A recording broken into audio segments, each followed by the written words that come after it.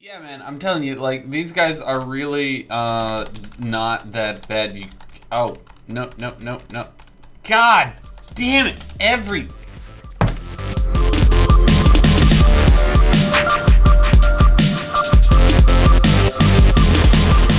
Hey there, guys, this is Reckles with WTBGold, and today I wanted to tell you about something I've been doing recently.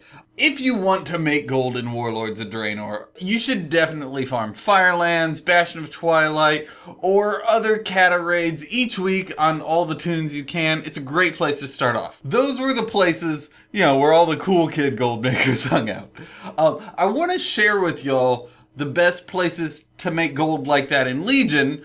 And since you're gonna have like 3 to 20 times the DPS you got right now, what gold making and farming possibilities does that open up? So let's find out. Whether we make a ton of gold here or not, hopefully it'll give you ideas and it'll give new gold makers kind of an insight into the mindset of gold making, which is just a completely separate game from normal WoW. The first spot that came to mind for me was in Siege of Orgrimmar after the second boss, the Fallen Protectors.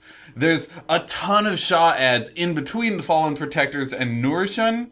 Now, back when this was current content, those ads were just a nuisance. Like, you hugged the mountain to skip as much as possible on your way to that jerk mini-boss Zeal.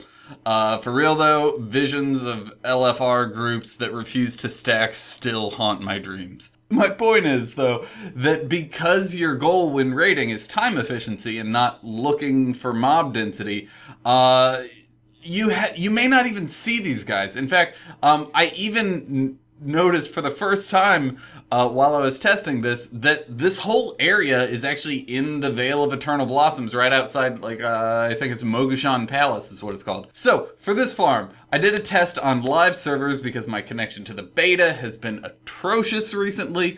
I brought a friend in to help me on the first two bosses. They're easy, but I needed some help with my gear. Once I was at the Shah, I killed 2 out of the 3 mini-bosses and then rounded everything else up. The mini-boss Zeal, the final one, only has a cleave by himself, but he gains the passive effect of whichever other mini-boss you leave up. Anyway, I ignored him and killed the other 2. Arrogance gives you a buff and a debuff that gets bigger the longer you fight him. And then Vanity has an awesome debuff called Self-Absorbed that stuns you for 10 seconds while you admire your physique. After you kill the first 2, just AoE all the little Shahs, round them up, and then kite them around as you kill them. So, for results, I didn't get any gold from these guys. A little bit of vendor trash, a few greens, random green here and there. Nothing to note, although the bosses dropped a significant amount of epics, and those vendor for 20 to 70 gold each. So, if you end up geared enough to speed clear this whole raid, I'm sure it'll bring in like 1,000 to 2,000 gold.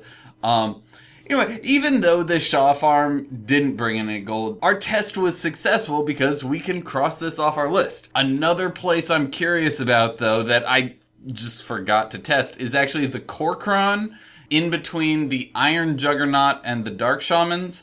That farm might actually be fantastic.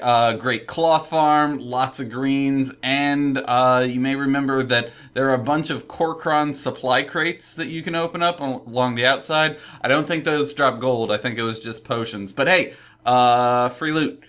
That's all though. Thank you for watching and good luck farming. If you like this video, even though it doesn't have make 100,000 gold on the thumbnail, give it a like. And if you haven't subscribed, go ahead and do that so you get some future content in your feed. Other than that, have a good one, guys. Bye.